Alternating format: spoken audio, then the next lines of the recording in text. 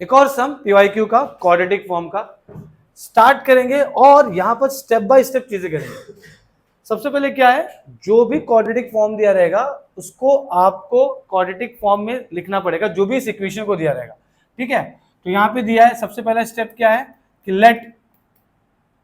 Late the equation can be written in quadratic form as कैसे लिखेंगे बोलो, x1 x2 x3, हाँ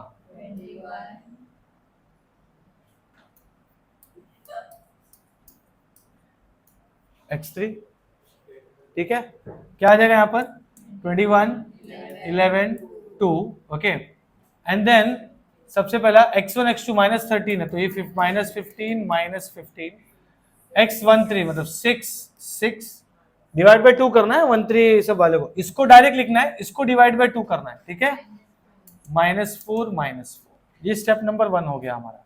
ठीक है, स्टेप नंबर 2 क्या है, स्टेप नंबर 2 है आप लिखेंगे a इज इक्वल टू आई ए लिख लिया मैंने, 21 -15 6 11 2 -4 आई आइडेंटिटी मैट्रिक्स, उसके बाद ए लिखा एक और आइडेंटिटी मैट्रिक्स। ये जो मैट्रिक्स है, जो भी रो ट्रांसफॉर्मेशन करेंगे उसमें इसमें चेंजेस आएगा, इस आइडेंटिटी मैट्रिक्स में अगर कॉलम के तो इसमें चेंजेस आएगा। हालांकि ये हमें सिर्फ रो ही करना है, ऑटोमेटिकली कॉलम हो जाता है, बिकॉज इसमें जो one of the important property use होता है वो क्या है, कॉन्ग्रुएंट ट्रांसफॉर्मेशन। ठीक है, जिस वजह से रो किया तो कॉलम ऑटोमेटिकली हो जाता है, खाली आपको ट्रांसपोज करना होता है उसका। Is that clear? ओके, सो कैसे करेंगे देखो, सबसे पहला काम क्या है हमारा, सबसे पहला काम क्या है, इस दोनों को 0 करना है, बराबर, और मेरा R1 रेफरेंस रहेगा, R1 मेरा रेफरेंस है, तो चलो 21 है, तो ये 0 कैसे होगा, 0 कैसे होगा,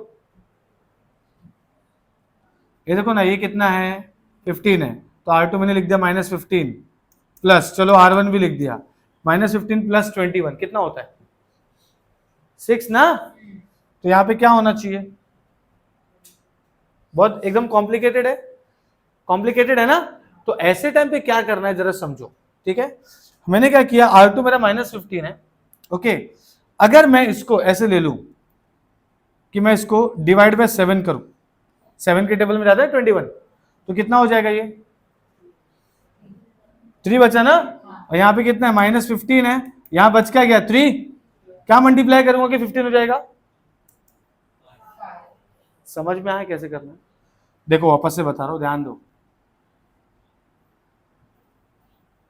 ठीक है, समझ में आ रहा है, देखो वापस बता रहा हूं, ध्यान देना, मैं क्या करूंगा, मुझे R2 को 0 करना है, R2 को 0 करना है, करेक्ट है, मुझे R2 को 0 करने के लिए मेरा R1 रेफरेंस रहेगा हमेशा, R3 को 0 करने के लिए भी रहने वाला है, ठीक है, तो मुझे पता है कि ये -15 है और ये 21 है, तो मैं इसको अगर डिवाइड बाय 7 करूं तो ये क्या हो जाएगा 3 और मल्टीप्लाई बाय 5। अब ये प्लस माइनस डिपेंड करता है कि इधर क्या है, इधर नेगेटिव है तो इधर मुझे क्या लेना पड़ेगा प्लस। समझ में आया? ठीक है, ऐसा आपको दिमाग लगाना है।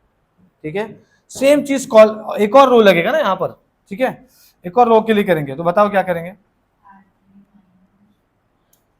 R3 और R1 तो मैंने लिख दिया, चलो R3 क्या है 6 है और ये 21 है, तो मैं डिवाइड बाय 7 ही करूंगा ना यार, 7 3 जा, फिर क्या मल्टीप्लाई करूंगा 6 हो जाएगा 2, तो मैंने 2 मल्टीप्लाई कर दिया, लेकिन यहां पे मुझे माइनस करना पड़ेगा, 6 - 6 0। समझ में आया क्या टेक्निक है?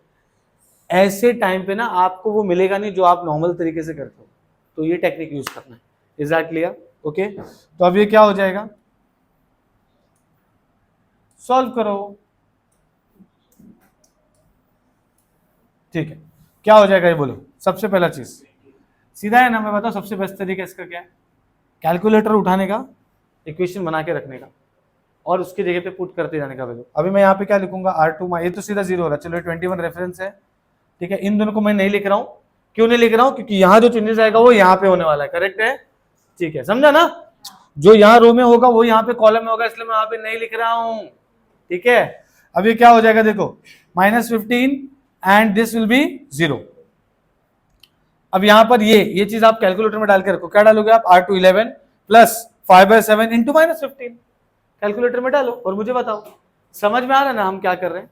Is that clear? ये क्वाड्रेटिक फॉर्म 8 मार्क के लिए आता है और हर बार कंफर्म क्वेश्चन है, ठीक है। मुश्किल से हमें इसके 6-7 टॉपिक ऐसे पढ़ने हैं ना कि आपको ऐसा लगना चाहिए कि भाई इसमें कोई फेल ही नहीं कर सकता। मैं वो टॉपिक्स बताऊंगा, ठीक है, कि क्या क्या वो टॉपिक है। 2/7 किधर आ रहा है? यहां पर, ठीक है। यहां पे क्या आ रहा है?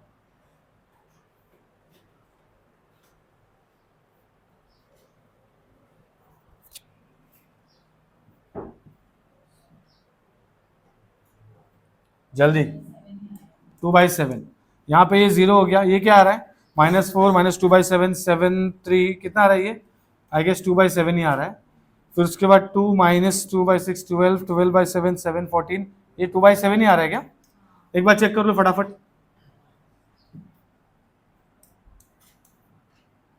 कैलकुलेटर में चेक कर लो।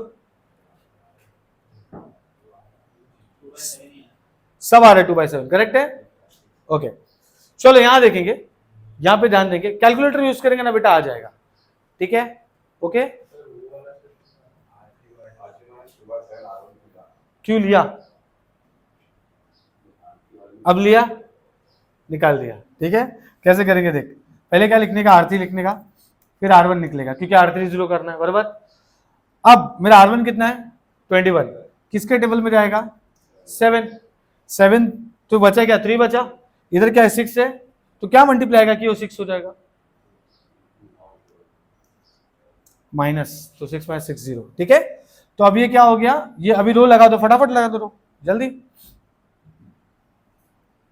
जल्दी बताओ क्या हो जाएगा? 0 प्लस 5/7 इंटू R1 मतलब 5/7। उसके बाद 1 प्लस ये हो जाएगा 1, ये 0। उसके बाद यहाँ पे 0 माइनस 2/7 इंटू 1 -2/7, ये हो जाएगा 0 और ये हो जाएगा 1। समझ में आया? सेम चीज हमें करना है किसके लिए? क्या करना है मुझे? सेम चीज मुझे लिखना पड़ेगा कॉलम के लिए, बराबर। तो मैं कैसे लिखूंगा? C2 plus 5/7 C1 and C3 -2/7 C1, बराबर। सेम कॉलम का लिख लो, जहां पे है ना R है ना, वहां पे C लिख दो। तो ये क्या हो जाएगा? C2 प्लस 5/7 C1, ठीक है। और उसके बाद क्या आएगा? C3 -2/7 C1। R1 नहीं बेटा, R का C करना है, ठीक है, ओके। तो अब उससे क्या होगा? कॉलम से ये दोनों हो जाएगा 0 और ये जो रो किया है इसका सीधा हो जाएगा कॉलम, मतलब इसका ट्रांसपोज हो जाएगा। तो ये हो गया 1 5/7 -2/7, ओके, -2/7।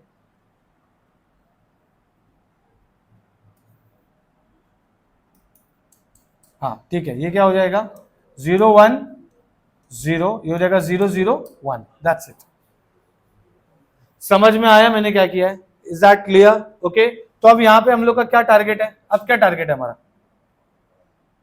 अब हमारा टारगेट है, ध्यान देंगे, अब हमारा टारगेट है इसको और इसको 0 करना, बराबर। तो इसको 0 कैसे करेंगे? सीधा 0 हो रहा है, तो हाँ कर दो सीधा इसको। क्या हो रहा है? ये R3 -R2, सिंपल है, ठीक है। और जो R में लगने वाला है वो C में लगने वाला है। पहले लेकिन R कर लेते, अपना जो पैटर्न है एक ही पैटर्न फॉलो करो। तो ये पहले तो ये हो जाएगा 21 0 0, ओके। ये हो जाएगा 0 2/7 2/7, ये हो गया 0 0 0 हो रहा है सीधा, मतलब वो भी 0 हो रहा है इस बार, ठीक है। 2/7 -2/7 2/7 -2/7 0 हो गया पूरा, ठीक है। ये हो गया सॉल्व करके। अब मेरा काम क्या है? यहां पे भी अप्लाई कर दूं मैं, तो यहां पे क्या हो गया? ये हो गया 1 0 0, ये हो गया 5/7 1 0। मुझे क्या लगाना है? खाली R3 -R2, तो -2/7 कैलकुलेटर में डालो, -2/7 -5/7, -1 आ रहा है क्या? -1, ठीक है। तो ये हो गया -1 बराबर। उसके बाद क्या हो रहा है? 0 -1 मतलब -1, उसके बाद 1 - 0 1। समझ में आ गया? ठीक है। अब मैं क्या करूंगा, जैसे कि मैंने बोला क्वाड्रेटिक फॉर्म वर्क करता है, one of the important property called congruent transformation. तो यहाँ पे क्या हो जाएगा? C3 - C2 बराबर है। जैसे C3 - C2 हुआ, ये क्या हो जाएगा? 0, और ये भी 0 ही आएगा। आप सॉल्व करेंगे तो आपको समझेगा। अब ये क्या हो जाएगा? A इस पर्टिकुलर मैट्रिक्स का ट्रांसपोज कर दो, तो ये हो गया 5/7 -7 0 1 -1 0 0 1, दैट्स इट। ओके, हमारा काम क्या है? ये 3 0 हो गया, ये 3 0 हो गया, ये तो बाय डिफॉल्ट हो गया, हमने नहीं किया, अपने आप हो गया। अब हमारा काम क्या है? इस डायगोनल में 1 लाने का। और यहां पर स्टार्ट होता है सबसे इंपॉर्टेंट चीज जो आपको करना है, वो ये है कि अगर मैंने R1 डिवाइड बाय √21 किया है ना, R1 डिवाइड बाय √21 किया, तो C1 भी डिवाइड बाय क्या होगा? √21। ओके, उसके बाद क्या करना है आपको? R2 डिवाइड बाय √2/7 करना है, तो C2 डिवाइड बाय भी क्या होगा? √2/7। समझ में आया? ठीक है। R3 की जरूरत नहीं है, तो अब ये क्या हो जाएगा? ये सीधा क्या बन रहा है? देखो, योरा 1 0 0, योरा 0 1 0, योरा 0 0 0। ओके, अब यहां पर अप्लाई करेंगे रो, और जो रो कर दिया वही कॉलम कर देंगे, सिंपल। ठीक है, तो अब ये क्या हो जाएगा? करो इसको, R1 को 1/√21, ये हो गया 0 0। R2 अप्लाई करो, ये 5/7 मतलब ऐसा होगा 5/7 डिवाइड बाय √2/7, तो ये बेसिकली ऐसा हो जाएगा 5/7, ये √7 ऊपर गया और नीचे आ गया √2 बराबर। एक कैंसिल होके √7 बचेगा, ये हो जाएगा 5/√14। समझ में आया? कैलकुलेटर में डाल के देखो, ये आ रहा है क्या? 5/√14 बराबर। तो ये क्या हो गया? 5/√14।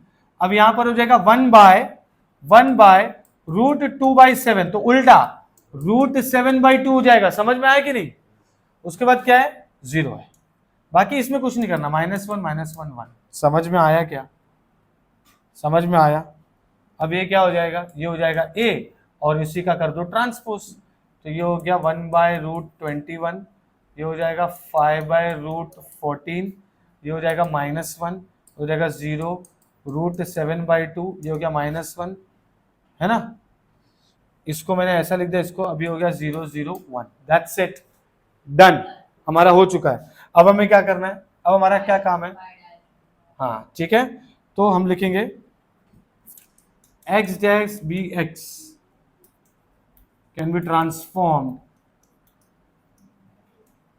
to y dash by, which is actually y1 का स्क्वायर प्लस y2 का स्क्वायर। देखो ना, y3 तो है ही नहीं, है ना? y3 तो है ही नहीं। उसके बाद बाय ट्रांसफॉर्मेशन